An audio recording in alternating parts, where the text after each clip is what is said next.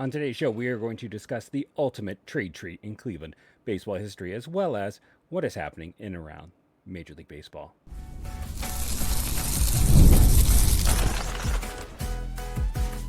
You are Locked On Guardians, your daily podcast on the Cleveland Guardians, part of the Locked On Podcast Network, your team every day. Hello, everyone, and welcome to the show today. I am Josh Ellis. Welcome to Locked On Guardians, part of the Locked On Podcast Network, now the #1 sports podcasting network. What is Locked On Guardians? Well, it's a podcast that is focused on your Cleveland Guardians, the only daily podcast proud by the Locked On Network. And we talk about the Guardians from the majors to the minors, the draft, everything in between. If you can imagine it, when it comes to the Guardians, we are talking about it. On today's show, well, I guess I should do my intro. Everyone's favorite part. I'm Jeff Ellis. I've been here since the start of Locked On in Baseball. Before that, I was a national writer at Scout and 24/7, focused on prospects in the draft. And I want to give a big shout out to all of our everydayers out there joining us, even through some of my recent tech issues. Thank you all for sticking with us. I want to also say thank you for making today's episode your first listen every day, wherever it is that you get podcasts. Today's show, we're going to talk about the ultimate trade tree in Cleveland baseball history. This is the Kenny Lofton trade tree, one we think is done. And if that's the case, it will have lasted a total of over 50 years. Not 50 years, over 40 years, because I am not 50, and it happened a little bit after my birth. But it is a 40-year-old trade tree, one that maybe still can continue. We're going to talk about that all of segment 1 and more than likely all of segment 2. It is that crazy of a trade tree when you get into not just acquiring and trading him the first time, but reacquiring him.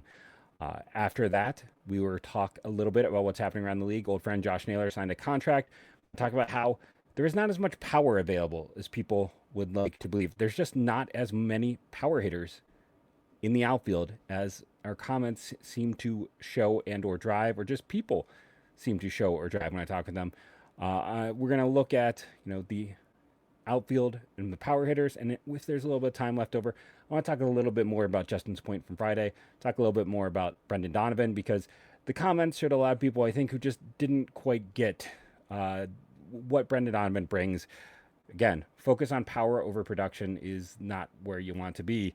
I want to take a moment and say thank you to our sponsor today. Today's episode is brought to you by Game Time. Download the Game Time app, create an account, and use the code LOCKEDONMLB for $20 off your first purchase. So, we brought it up. I've mentioned it. Let's dive into it. The Kenny Lofton trade tree. This is a trade that starts in April of 1983. The final trade occurs December of 19. And we had, Emmanuel Clase is the end of this trade tree right now. Maybe there's a world where he's not suspended for life and they can eventually trade him. It doesn't feel very likely. But, Chapman just won the AL reliever of the year and has his own. It's not. I mean, I don't want to get the debate about what is worse. I don't want to get into damaging the game versus shooting guns into your house and being having a domestic violence call. It's not good either way. But baseball has a history of forgiving people, so we will see. I do feel like more than likely the trade tree is dead, but I don't know. Weird things happen sometimes in sports. But let's not dig into the negative. Let's go away in the Wayback Machine. Let's go a long time in the past. Let's start the Kenny Lofton trade tree, okay?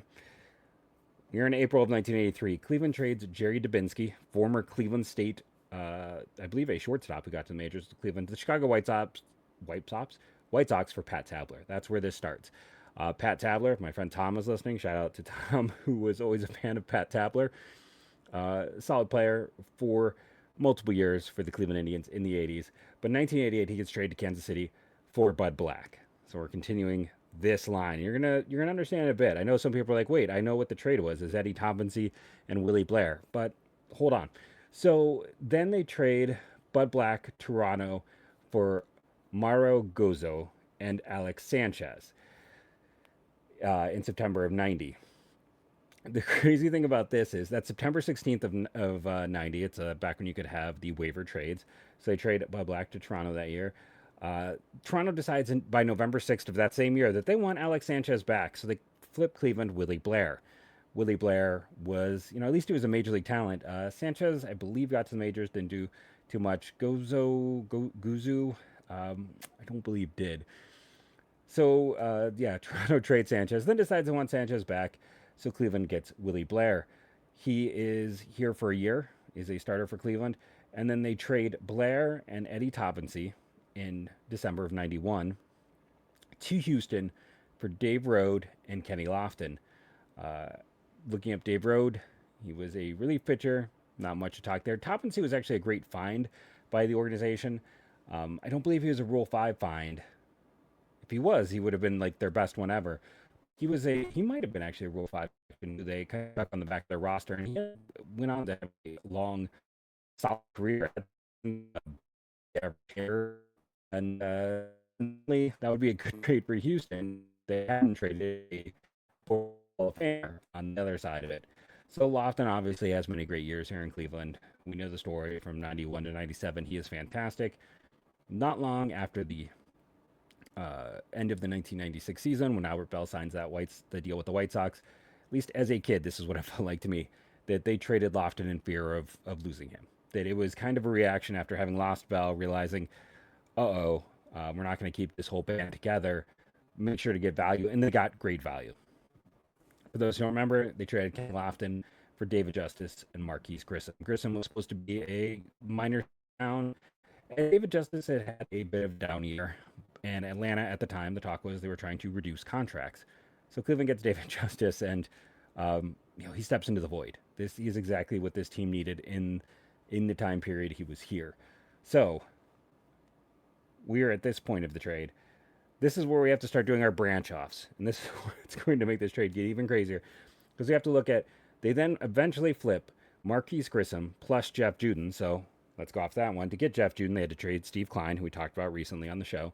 But they trade in December of 97, 1 year later, Grissom and Juden, who both lasted, less than a full year in Cleveland, I believe, to the Brewers from Mike Fetters, Ben McDonald, and Ron Vallone. Ben McDonald, very, I don't know if I say interestingly, he is one of those guys who never threw a pitch, had an injury issue. They get Mark Watson as a replacement. That's to make up for the fact that Ben McDonald's career was essentially over. They needed a fifth starter. They get Ben McDonald. They also get Mike Fetters in that deal. Now, this is where this deal actually brings them value, because Mike Fetters didn't flip to Oakland for Steve Karsay. Yes, that's Steve Karsay, the former closer, who was here in Cleveland. So we haven't even gotten to the David Justice side. We got to stick to the Marquis Grissom side of this deal here in segment one. And to fully get into this trade, Steve Karsay, closer, has some great years. Cleveland decides they want to go for more ceiling, more upside, and they trade him with Steve Reed to Atlanta for Troy Cameron and John Rocker. Now, how did Cleveland get Steve Reed to complete this trade tree? Well, we have to go another direction on this one. So Steve Reed came over in a deal with Kyle Washington and Jose Cabrera for Sean Dunston, Jose Mesa, and Alvin Norman. That doesn't feel like the correct deal. In a trade for Jacob Cruz, and then eventually they flipped Jacob Cruz, prospect I was really intrigued by, for Jody Garrett and Josh Bard. Jody Garrett they would eventually trade for Jason Dubois, if I remember him, and Josh Bard is the part of the Andy Marte, Guillermo Mota, Kelly Shopik, Randy Newsom deal, all going in that deal. Actually, that's a different one. And then eventually they trade Kelly Shopik for Mitch Talbot. So we're ending all aspects of that trade. They got Jacob Cruz and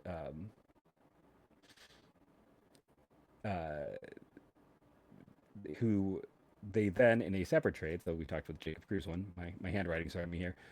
They also had Chuck Finley on the team, and they would trade Chuck Finley at a deadline and get Luis Garcia and Coco Crisp, who Bard and Crisp were both part of the Talbot deal. So two separate trades came together into this, and we have to discuss all of that because that's how they got Steve Reed, who they would then use to get John Rocker. We're almost done with the Rocker aspect. So they then will trade Rocker to Colorado for Dave Elder. And we have finally ended the Marquis Grissom side of this trade. We haven't even gotten into the reacquiring trade, which is going to take into effect multiple other aspects of the team and how things went. Or we also have not even dived into the David Justice side of the trade. So come back in segment two. We're going to start off with David Justice to the New York Yankees, a deal that is going to lead to Milton Bradley eventually coming to town, who gets traded twice for Andrew Brown. So stay tuned on today's Locked On Guardians.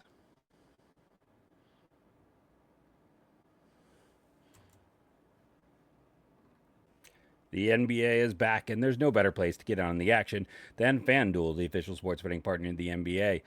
Even if you missed the start of the game or want to ride the hot hand, FanDuel has live bets on everything from who will score next to fourth quarter comebacks. Plus, you can even combine your live bets into a same game parlay for a shot at a bigger payout. It keeps every game exciting, especially when your team's making that late push. Last week I said, hey, bet against the Blue Jackets. They've been struggling. So what did they do? They won 2 in a row. So I'm gonna say bet against them again. Let's keep the magic going with this. Let's help the Blue Jackets win. They just lost in a shutout last game. I figure if I keep bad talking them, maybe they'll keep winning. I'm willing to try anything. Always check that out. The Cavs cannot stay healthy. That makes them a team I would avoid because I feel like you never know who is going to be in the lineup. Right now, FanDuel is giving new customers $300 in bonus bets when your first $5 bet wins. So head to FanDuel.com to sign up and play your game with FanDuel, the official sports betting partner of the NBA. Everyone, thank you for joining me, coming back. I appreciate you all here. I want to clear up one of my grades or my bad handwriting got me. So it was Dunston, Mesa, and Mormon for Jacob Cruz, which I will admit, at the time surprised me. I thought Cruz was a great prospect. I was shocked when they got him going on that trade tree down. I was a big believer in Jody Garrett. That is one that I missed. But the reason I had Kyle Washington written there is that's who they traded for Jose Mesa, and Jose Cabrera is who they traded for Alvin Mormon. So those were 2 separate deals to get those players. But that trade gave them Jacob Cruz and Steve Reed. And then Reed goes into the Karsay deal. Arguably, this part of the trade tree, Steve Karsay is the best player that they have gotten. I think, more than the 1 year of Marquis Grissom. I think you go through and you look at the overall value. Unfortunately, trading Karsay for Rocker, not so much. But, yeah, they found good value here with Grissom. So now let's go talk David Justice. And so Justice lasts till June of 2000. He gets multiple more seasons. At the time, there was a feeling of like, hey, I believe he was in a walk year. And Cleveland, thought that maybe best to flip him to the Yankees to get Ricky Leday, who, if Justin was here, he'd tell you is a fantastic Twitter follow. He was also a big name guy. He was kind of the Andujar and Clint Frazier and the whole line before all of them. The guy I heard about as a high schooler that was the next big Yankees guy that they were always willing to trade was Ricky Leday. Also coming over in that deal, though, were Jake Westbrook and Zach Day. Overall, that's a really solid return for Cleveland. They got 3 major league players. On July 1st, they would trade Day to Montreal for Milton Bradley. I understood why they didn't. It's still, for baseball reasons, a good trade. Zach Day was, it wasn't too much at the big league level. And Milton Bradley, I mean, if you could get that guy had a hard life. There was a lot of things before he got on the baseball field. He was never set up in life to be successful. That doesn't excuse bad choices. And there were many, but this team could use Milton Bradley's bat right now in center field. Bradley had a great final year in Cleveland, and then they flipped into the Dodgers for Andrew Brown and Franklin Gutierrez. I have to point this out because eventually Andrew Brown will be traded for Milton Bradley later. So I think that is just kind of humorous that he managed to be traded twice for Milton Bradley. But right now in this whole line, Ricky Leday just gets let go. We still have Jake Westbrook in place, and you get Gutierrez, who turns into a solid player, and you have Andrew Brown here. So Gutierrez, they will then ship to Seattle when he's nearing the end of his time for Joe Smith and Luis Valbuena. They would trade Valbuena away in 2007 and not get much in return. And Joe Smith, they wouldn't trade away because he was just an effective reliever for a lot of years. That ended up being a solid trade in the end just because of the number of years of Joe Smith they got. So when we're looking at all of this, you get one great year from Milton Bradley. You've gotten some really strong performance from David Justice. You get the Steve Karsay time.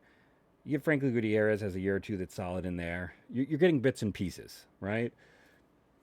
Fast forward, Kevin Brown. Nope, never was in Cleveland. Andrew Brown then gets traded with Kevin Kuzminoff for Josh Barfield. So that trade tree branch dies there. Josh Barfield, I was very excited for that trade. This is another one I got 100% wrong. Um, yeah, it didn't work out. I thought he was the answer at second base they'd been looking for. It didn't happen. And then I have it clearly written here, so I don't know why I said let go. Rookie of the Day actually did bring the value in July 2000, about a month after they acquired him. They flipped him to Texas for David Segui, who was a really solid DH for them. I believe even turned into a draft pick because of his production for the team. Unfortunately, that's in the era of them not getting anything out of the draft, so they didn't have anything to show for David Segui's draft pick after he left. But getting David Segui and then getting a draft pick was definitely more value than anything Ricky Leday provided from that point onward. Jake Westbrook, fantastic run, great value. They acquire him in 2000. They trade him in 2010. Was some time missed due to injury. One of those guys who signed an extension to stay, though. I always have a soft spot for Jake Westbrook. Underrated pitcher for most of his run here. Just a solid mid-rotation arm. Finally gets healthy at the end of his contract extension after some missed time. I believe multiple missed years in that extension. They've had bad luck with extensions. Let's just be honest about that. I mean, if you don't even count Class A as part of it, the amount of extensions that have worked out, it feels like in the last 20 years is like Jose Ramirez and Jose Ramirez. But going back to this, so they trade Westbrook, and the trade I hated at the time.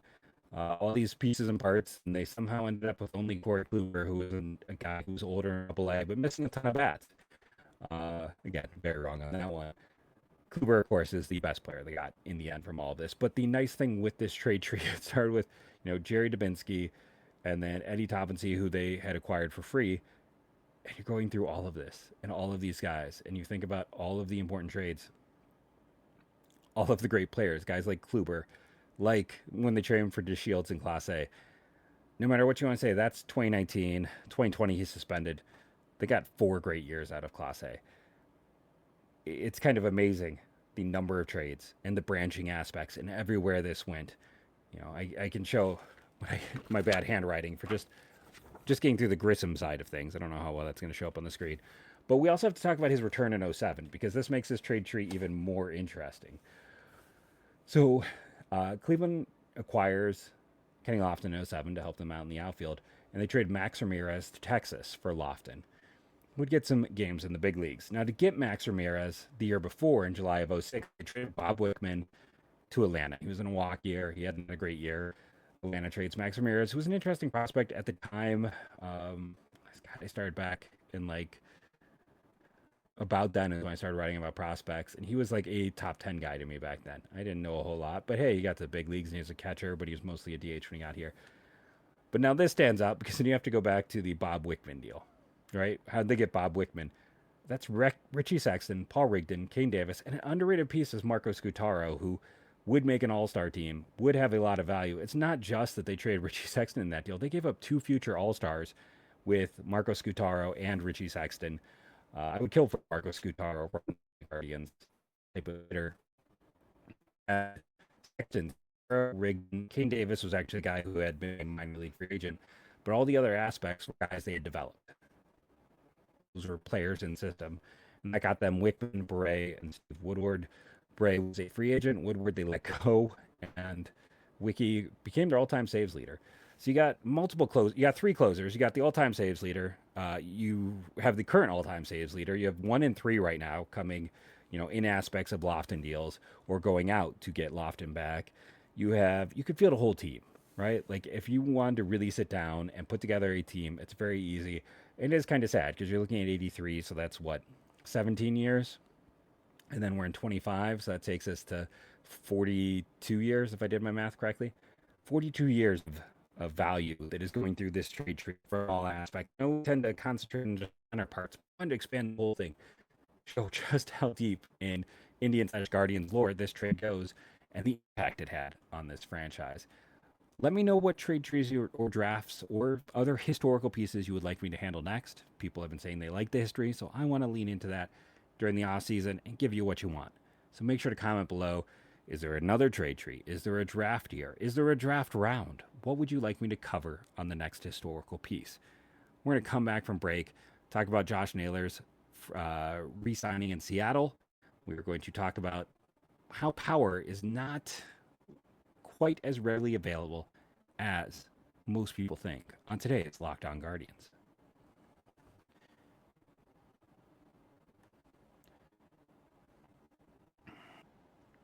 The NFL season is back, and honestly, there's nothing better than being in a stadium surrounded by fans cheering on your team. But let's be honest, getting tickets can be a hassle between queues, login screens, and prices. Jumping at checkout, it's frustrating. That's why I use Game Time, the app that gives you the advantage back to fans. Game Time is fast, easy, and backed by the Game Time guarantee.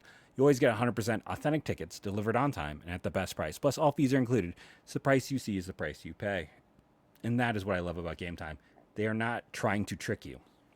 They don't want to get your service once. They don't want you to come and buy a ticket. They want you to keep coming back. For people like myself and Justin, we do. And why? Because it's an honest service. They're not trying to play that bait and switch. They want you to know what the cost of your tickets are. And they have that match, so you know you're always getting the right price. That's why Justin and I keep using Game Time. Download the Game Time app, create an account, and use the code LOCKEDONMLB for $20 off your first purchase. Terms apply. Again, that's promo code LOCKEDONMLB for $20 off. Swipe, tap, ticket, download Game Time today. Again, thank you all for joining us out there. I hope you enjoyed the history side of it. It was a lot of names in a short period of time. But yeah, give me your constructive feedback, criticism, ideas. In the past, we've talked history. It's been a little bit of a surefire way to guarantee our numbers are going to drop.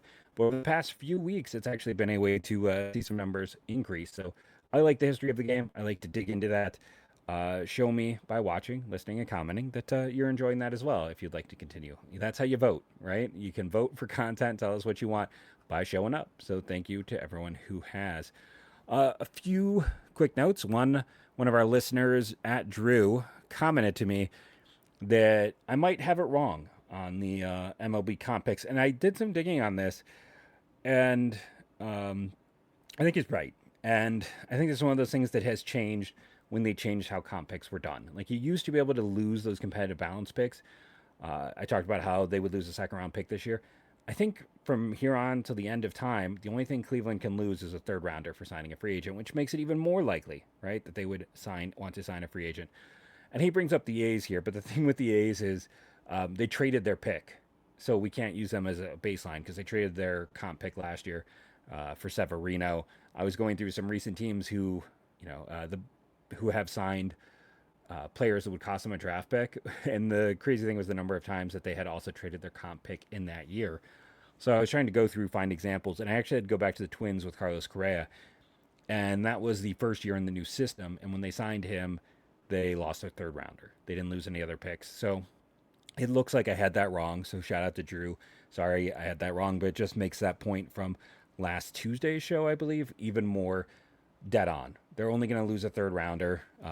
This team's history in the third rounder is not quite as dire as the second round has been for them, but it also hasn't been that strong either. It's a round where they're frankly okay at.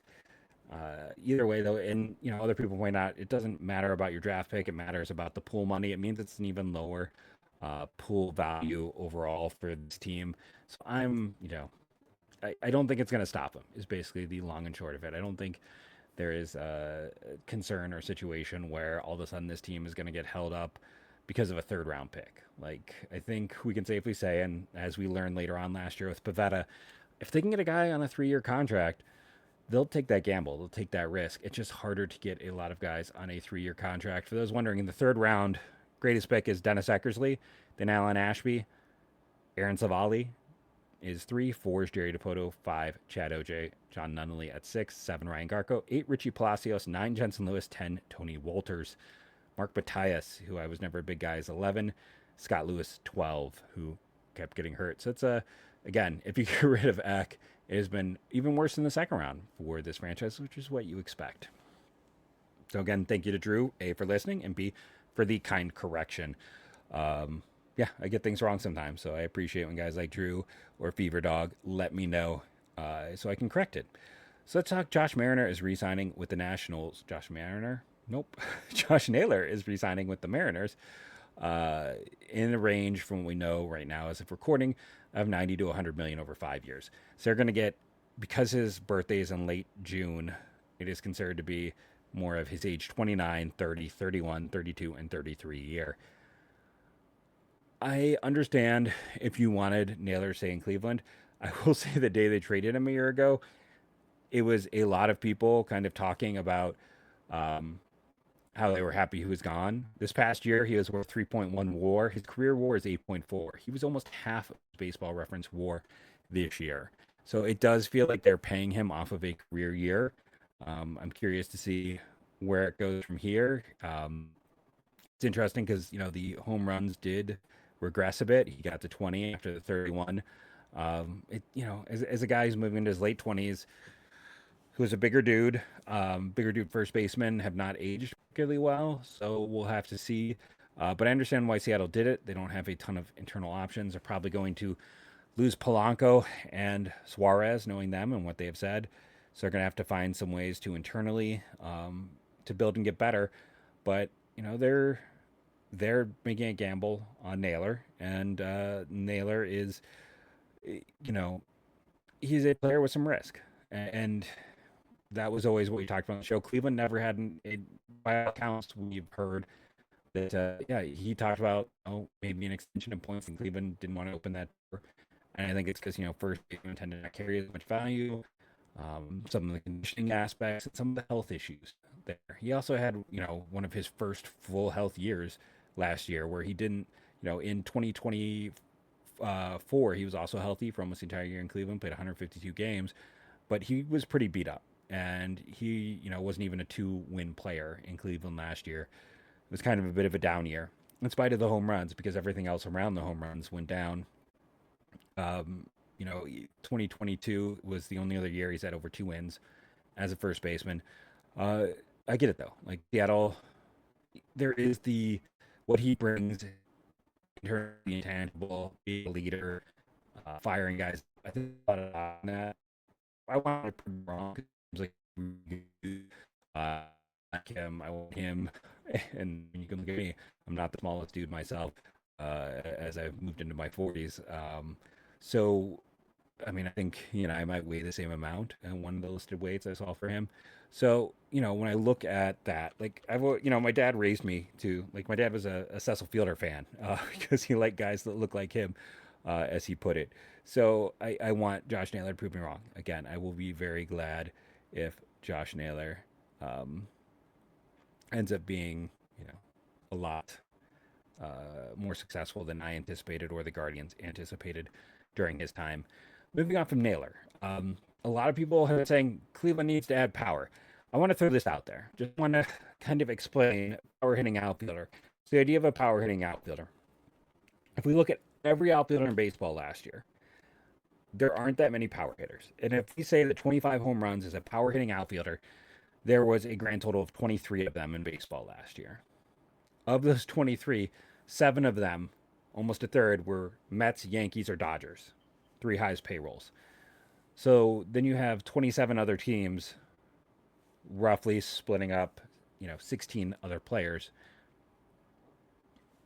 And the long and short of it is, this is my way of saying, like, and the other crazy thing just in general is like the number of, like, okay, Detroit had multiple guys on the list. The Angels had multiple guys on the list. The Cubs had multiple guys on the list, I believe. There was not a ton of balance. It's hard to find power hitters. It just is. It's the hardest thing to find in terms of hitting in baseball. But looking at this list, I just keep coming back to those Angels guys. And I was very intrigued. So people have brought up Joe Adell. I look at him last year, and he was not great away from home. I already talked about Joe Adell, that he was a terrible defender in center field. There was an article that talked about how the Angels want to get more left-handed. They have too many right-handers, and they need to add more pitching. And Joe Adell, he's only got 2 years left, by the way. Because he took so long to have a good season, he's only got 2 years left, but I'm still not interested. I know people are going to be like, you're beating a dead horse at this point. But if I can trade, a Logan Allen for Taylor Ward and maybe get a lotto ticket as well, like, this is, again, the guy I would like to add. Taylor Ward last year had the 4th most home runs of any outfielder. fourth most, 36 home runs. And if you're like, well, those two guys both had a lot of home runs, maybe hitting in Anaheim is advantageous for him. Maybe it's Park, except for he had an 81 WRC plus in Anaheim and a 151 away. So he did not hit well at home. He hit better on the road. And for his career, that also, it's not to that extreme, but it also plays out where he's a 108 at home and a 120 on the road. This is a guy who should only get better as he leaves Anaheim. 31, next year is his age 32 year. Took him a while to figure it out as well. But I'm willing to give up pitching depth. They have a lot of pitching depth. I'm still a believer in Peterson and other pieces. I do want some stability. Like I'm not sold on Valera and Delaters. Counting on rookies to just automatically be good it didn't work last year, right? Guys got hurt. Guys were ineffective. You need, I think, a few more players you can count on in a significant light. And Taylor Ward, stood out because he's going to be cheaper to acquire as a rental for a team that says they want to get more left-handed. Ward's a right-handed bat in a long season. If I go down the list, there's two other names on this list I would like to talk about at some point this offseason of 23, hitters with 25 or more home runs. There are some guys that are available, but this idea of just finding power hitters, I just want to, it's not that easy. That's basically what I'm trying to get to. Final thoughts, I want to talk about really quickly the Brandon Donovan thing. A lot of people are comparing him to Schneemann. They're antithesis. They're the opposites. Schneemann's all defense, Donovan's all offense. Over the last same length of careers between Donovan and Stephen Kwan, he's got a 119 WRC plus. That's 19% better than league average. Kwan is at a 112. So he's been a better hitter. I know he's not a power hitter, but I think you got to look at the whole picture and look for guys who've been consistently productive is what this team needs. This team has lacked consistent productivity offensively these past few years. They need to find ways to get it. And if it is 2 years of Donovan and 1 year of Ward, while you let someone like DeLauder play center field, good. Yeah. If someone gets hurt, you have depth, and depth is important, but you're not blocking anyone. That's also a narrative that I don't have the time to get into today. If someone's good enough to get up, they'll get up. They'll force your hand. They will make it happen. You are not blocking anyone when you sign these players. If a player is good enough, they're going to make it so you don't have any choice. That's what happens with great prospects. They show that they cannot be held down and kept behind. So don't worry about blocking anyone. Go out and get some stability. That's what this team needs offensively. Thank you all for joining me. Tomorrow we will be back talking about all things Guardians. Thank you all, and go Guardians, go.